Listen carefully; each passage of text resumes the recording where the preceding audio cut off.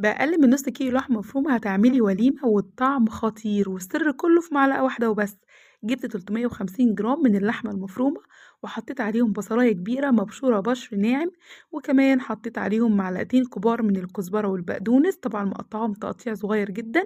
ولو انت بتحبي الفلفل سبايسي حطي فلفلاية كاملة، لو مش بتحبي حطي حاجة بسيطة كده زيي.